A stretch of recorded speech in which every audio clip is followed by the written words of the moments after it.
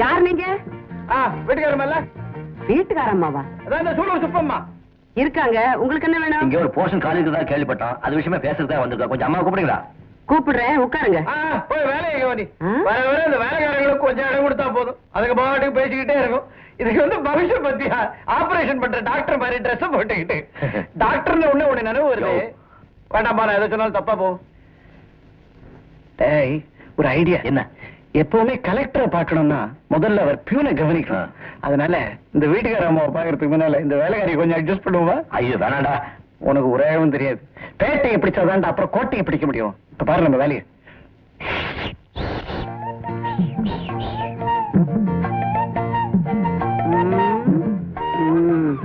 என்ன அதை கொஞ்சம் கீழே போட்டு பேசலாமா? அது நீங்க பேசுறத பொறுத்து இருக்கு. இது ஒரிஜினல் பேட்டை தான். என்ன பேட்டை கேட்டுங்கிறாரு? வர வழியில பேட்டையில உங்களை பத்தி விசாரிச்சோன்னு சொல்றாரு. இல்ல இந்த வீட்டுல நீங்க ரொம்ப நாளா வேலை பாக்குறீங்களா?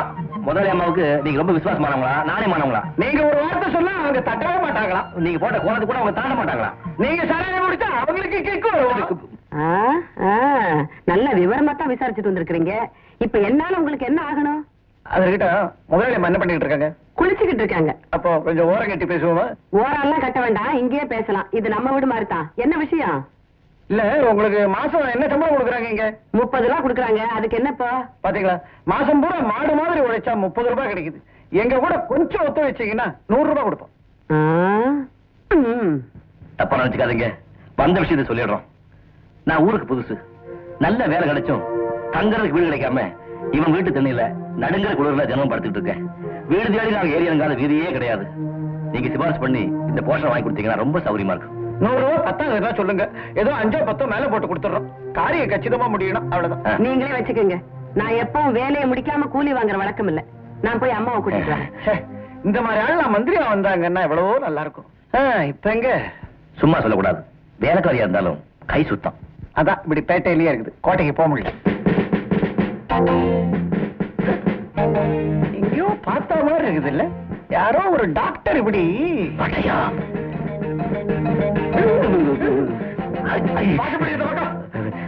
எங்களை மன்னிச்சிருங்க. இவ்வளவு போய் வேற கால் சந்தேக மாட்டேன். நான் மூஞ்ச பார்த்து தப்பா நினைச்சிட்டேன். ட்ரெஸ் பார்த்து தப்பா நினைச்சிட்டேன்.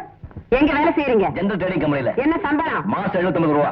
மாச வாடகை 280, 2 மாசம் அட்வான்ஸ். எடுங்க பணத்தை. அப்போ நிஜமா வீடு வாடகை தர போறீங்களா? இந்த ஆள் உன் கூடவே இருப்பாரா? அப்படின்னு தரேன். நீ சொன்னதுல இருந்து வீடு கிடைக்காம எவ்வளவு கஷ்டப்பட்டு இருக்கேன்னு என்னால புரிஞ்சுக்க முடிஞ்சது. அதனால உனக்கே வீடு கொடுக்கறதா முடிவு பண்ணிட்டேன். உங்களுக்கு தங்கமான மனசுங்க. ஒரு வழியா வீடு கிடைச்சதுடா. அவசரப்படுறியே? 2 கண்டிஷன் இருக்கு. 1, என்கிட்ட யாரும் பொய் சொல்லக்கூடாது. 2, புருஷ மண்டாட்டிக்குள்ள எந்த விதமான தகராறும் வரக்கூடாது.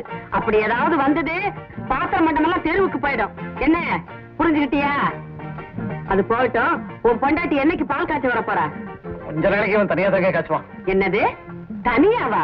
இல்ல இது வந்து ஆடிவாசல்லையா அவன் பொண்டாட்டி வந்து ஊர்ல பிறந்த வீட்டுல இருக்க. ஆஹா, சின்னஞ்சிருசுங்க. கல்யாணம் ஆன புதுசுல 1 மாசம் பிரிஞ்சிருக்கிறது எவ்வளவு கஷ்டம்னு எனக்கு நல்லா தெரியும். இப்படித்தான் எனக்கு கல்யாணம் ஆன புதுசுல நான் ஆடி மாசத்துக்காக எங்க அம்மா வீட்டுக்கு போயிருந்தேன். எங்க வீட்டுக்காரரு என்னை விட்டு பிரிஞ்சிருக்க முடியாம தினம் 16 மைல் வேகாத வெயில் சைக்கிள்லயே வந்து என்ன பார்த்துட்டு போவாரு. லட்சுமி ஓடியா ஓடியா ஓடியா. இதானா தாத்தாவோட ஆடி மாசம் வாரிச்சு? அசப்புல உங்களை மாதிரியே இருக்கு. அதே கண்ணு, அதே மூக்கு, அதே உயரம். அட ஏங்கடா, அது பக்கத்து விட்டு பாப்பா. அதான் மூஞ்சியில புத்திசாலிகளா இருக்குதுன்னு பார்த்தேன்.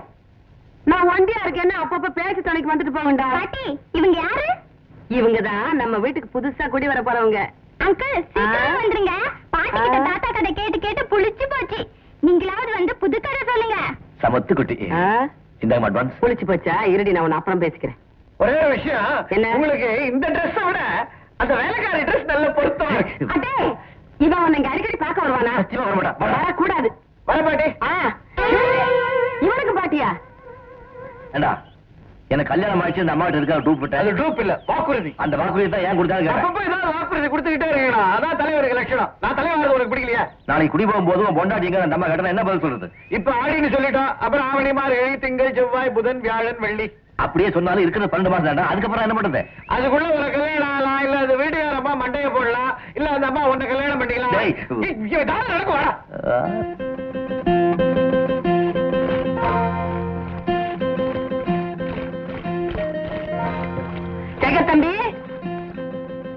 என்னப்பா இது?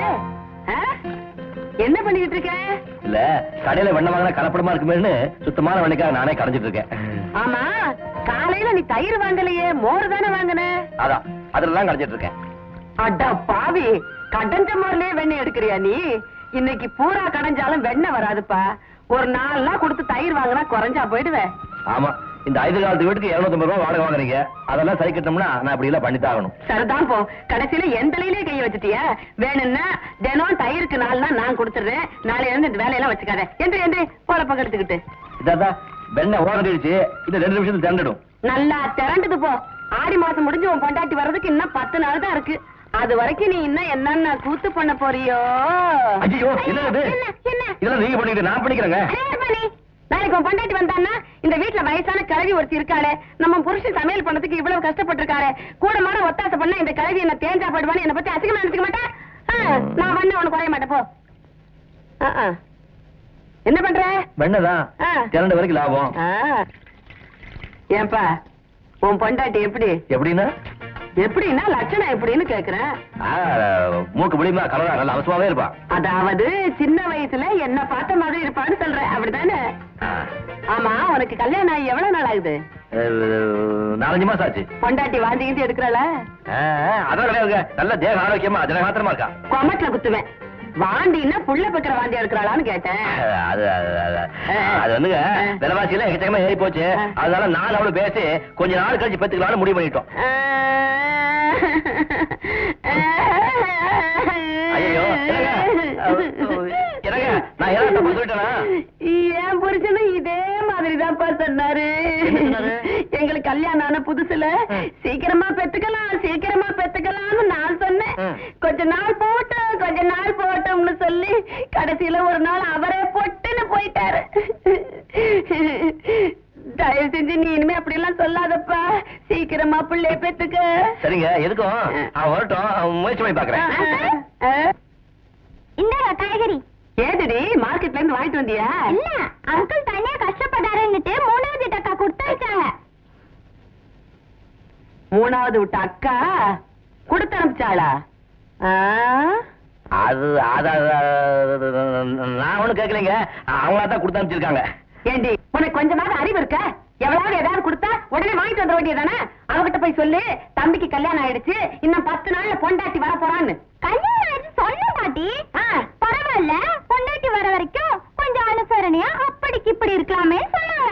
அப்படிக்கு இப்படி இருக்கலாமேன்னு சொன்னாங்களா? அடி செருப்பால. அவளாலேயே என் வீட்டுல எவனையும் தனியா கொடுத்துன்னு வைக்கவே முடியல. போடி, முதல்ல இதை கொண்டு போய் அவன் மூஞ்சில வீசிட்டு வா.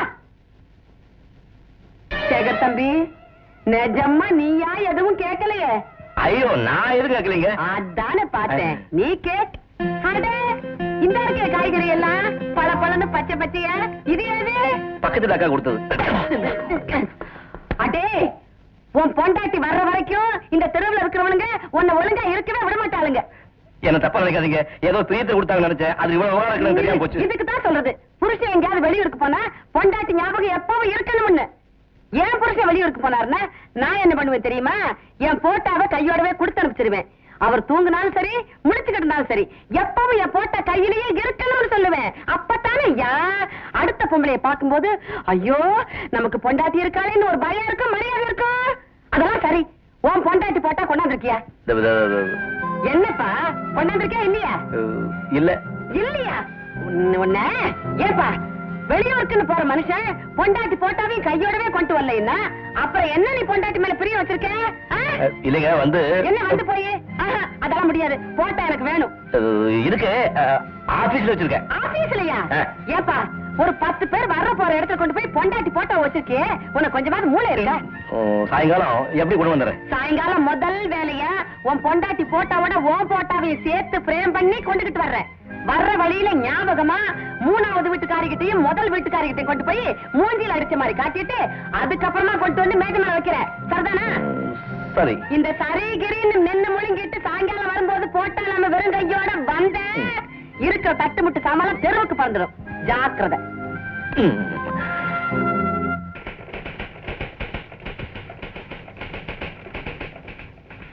என்னடா எதிர்கட்சி எம்எல்ஏ மாதிரி என்ன செய்யறதுன்னு தெரியாம முடிச்சுக்கிட்டு இருக்க? வேணு, ஒரு இக்கட்டான சூழ்நிலையில நான் இந்த வேலையை ராஜினாமா பண்றேன்னு வச்சுக்க, நான் கட்ட டெபாசிட் 25,000த்துல பாதியாவது திருப்பி கொடுப்பாங்களா? இது பாரு, இந்த நாட்டுல 3 வகையான பணம் கையை விட்டு போனா திரும்பி வராது. கோயில் உண்டியல்ல போட்ட பணம், மந்திரிக்கு லஞ்சமா கொடுத்த பணம், நம்ம ஆபீஸ்ல டெபாசிட் கட்ட பணம், 3ம் கோயிந்தா. ஆமா, உனக்கு என்ன அப்படி சிக்கல்? பொண்டாட்டி போட்டோ எங்கன்னு இந்த அம்மா கேட்டாங்க. ஆபீஸ்ல இருக்குன்னு ஒரு பொய் சொல்லிட்டேன். சாயங்காலம் வரும்போது அவசியம் எடுத்துட்டு சொல்லிட்டாங்க. இப்ப என்னடா பண்றது? இதுக்காக எப்படி அலட்டிக்கிற? இந்த காலத்துல பாக்கெட்ல 10 ரூபாய் இருந்தா போதும்டா. பொண்டாட்டி போட்டோ என்ன, ஒரு பொண்டாட்டியே எடுத்துக்கிட்டு வரலாம். வாங்க சார் வாங்க. பாஸ்போர்ட்டா, கேபினட்டா, கலரா, பிளாக் அண்ட் ஒயிட்டா? அதெல்லாம் இருக்கட்டும், முதல்ல நீ எடுத்த படத்தை காட்டு. நீ எப்படி படம் படிக்கிறேன்னு பார்க்க வேண்டாம்? சார், இன்னைக்கு சினிஃபீல்ட்ல இருக்கிற அத்தனை ஹீரோயினும் முதல்ல நம்ம கேமரா தான் மூஞ்ச காட்டியிருக்காங்க. நம்ம டேலண்ட் என்னங்கறத இதுல பாருங்க.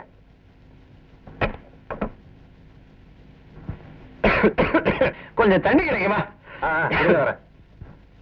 ஏகப்பட்ட போட்டோ இருக்குது. இதுல உன் பொண்டாட்டின்னு சொல்ற அந்தஸ்து யாருக்கு இருக்குதுன்னு பாரு. ஏன்பா, இதெல்லாம் யார் பத்த பொண்ணோ என்னமோ, இவங்க ஒருத்தி என் பொண்டாட்டின்னு சொல்றதுக்கு மனசு கஷ்டமா இருக்குப்பா. என்ன கல்யாணம் பண்ண போறேன்? ஆபத்துக்கு பாவம் கிடையாது. இந்த பாரு, சுபமா கிட்ட கொண்டு போய் இதான் உன் பொண்டாட்டின்னு காட்டு. ஐயா, இது வேணாம்பா, இதுக்கு லேசா மேசியெல்லாம் முடிச்சிருக்கு. இப்ப பொண்டாட்டின்னு சொல்லு, அது புருஷன் சொல்லு. சரி, இதை பாரு. என்னப்பா அது போனா இருக்குப்பா, நல்லா இல்ல. பெரிய புத்தர் மாதிரி பேசுறேன்.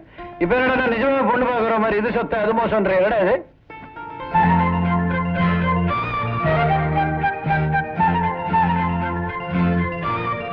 சீக்கிரம் எதையாவது ஒண்ணு செலக்ட் பண்ற. ஏன் சார், போட்டோ எடுக்க வந்தீங்களா, பொம்பளை போட்டோ பார்க்க வந்தீங்களா? சார், பிளைனா சொல்லிடுறேன். நாங்க 2 பேரும் ஜெனரல் ட்ரேடிங் கம்பெனில வேலை பார்க்கறோம். எங்க மேனேஜிங் டைரக்டர் பொண்ணுக்கு கல்யாணம் நடக்க போகுது. நல்ல போட்டோகிராஃபர் ஃபிக்ஸ் பண்ற பொறுப்பு எங்க கிட்ட விட்டுருக்காங்க. இந்த போட்டோல எதனா நல்லதா கொண்டு போய் காமிச்சா உங்களுக்கே சான்ஸ் கிடைக்கும், நல்ல பணம். என்ன சொல்றீங்க? ஏன் சார், இது நீங்க முதல்ல சொல்லிருக்கூடாதா? ஏன்பா, இந்த போட்டோ எப்படி இருக்கு? ஃபர்ஸ்ட் கிளாஸ், நல்ல செலக்ஷன். சார், நாளைக்கு எங்க எம்டி கிட்ட பேசி உங்களுக்கு அட்வான்ஸ் செக் கொண்டு வந்து கொடுத்துறேன். இப்ப இந்த படத்துக்கு ஒரு டோக்கன் அட்வான்ஸ் 10 ரூபாய் வச்சுக்கோங்க. ஐயோ, பணமெல்லாம் வேண்டாம் சார், நீங்க நாளைக்கு கூட கொடுத்தா போதும். பரவாயில்ல, வச்சுக்கோங்க. ஐயோ வேண்டாம் சார். ஏய், அவர் தான் இப்ப பணம் வேணாங்கல்ல, ஏன் சிரமப்படுத்துற? பரவாயில்ல, எடுத்துக்கிட்டு போனா போறான். அது செல்லாத நோட்டு, அதனால உங்ககிட்டே கொடுத்தேன். ஏங்க, ஒரு 5 ரூபா குறைச்சு கூடாதா? சொன்னதே குறைக்கத்தான் சொன்ன சார், அதுக்கு மேல குறைக்க முடியாது. ஏன்பா, ஏன் படம் அடி வச்சா? 5 சார். இவங்கிட்ட ஒரு 5 ரூபாய் குறைச்சு, ஆறுகிட்ட ஒரு 5 ரூபாய். எல்லாத்துக்கும் சார். இது யார் சார் ரொம்ப அழகா இருக்காங்க, உங்க பொண்டாட்டியா? இல்ல, பாட்டி. ஊராமட்டா பொண்டாட்டி பத்தி உனக்கு என்ன பேச்சு? வந்த வேலையை பார்த்துக்கிட்டு போவியா? ஒரு 5 ரூபாய் வேலை போட்டு கொடுங்க, அதுக்கு வக்கு இல்ல. கஞ்சப்பைய. பாட்டி, ஆண்டி அழகா இருக்காங்கல்ல? மகாலட்சுமி மாதிரி இருக்கா. இப்படி அழகான பொண்டாட்டிய ஊர்ல விட்டுட்டு பக்கத்து விட்டு பூசணிக்காய், எதிர்த்த விட்டு வெண்டைக்காய் வேடிக்கை பார்த்துக்கிட்டா என்ன அர்த்தம்? என்ன வந்து போய் ஆடி மாசம் முடிஞ்சு 3 நாளுகள் இல்ல. எங்க உன் பொண்டாட்டி? அங்கதான் இருக்கா. அங்கே இருந்தா எப்படிப்பா? இங்க எப்ப கூட்டிட்டு வர போற? மாமனார் உடம்பு சரியில்லை. அது எப்படி உனக்கு தெரியும்? அவன் எனக்கு லெட்டர் போட்டா. அதுக்கு நீங்க பதில் போட்டீங்களா? முந்திரி கொட்டை, உனக்கு ஸ்கூல் டைம் ஆச்சுப்பா. அவ கேட்டத நான் கேக்குறேன், பதில் போட்டியா? இல்ல. ஏன் போடல? ஆபீஸ்ல ஏகப்பட்ட வேலை. கிழிச்ச பொண்டாட்டிக்கு பதில் எழுதாத மனுஷன் ஒரு புருஷனா?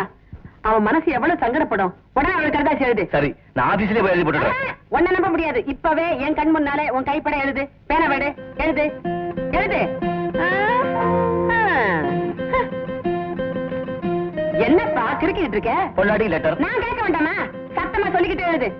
பெருமதிப்புக்கும் மரியாதைக்கும் உரிய பொண்டாட்டி அவர்களுக்கு. இரு, இப்ப நீ என்ன பொண்டாட்டிக்கு லெட்டர் எழுதுறியா இல்ல மந்திரிக்கு மனு போடுறியா?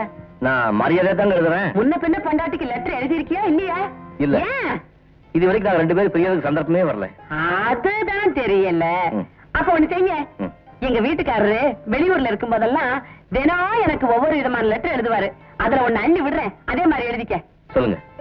அன்புள்ள பொண்டாட்டிக்கு. பொண்டாட்டிக்கு இச்சு இச்சு இச்சு இச்சு இச்சு இச்சு. அது புரியுது. அது என்னது? M M M. கல்யாணம் ஆயிடுச்சு, இது கூட தெரியலங்கிற.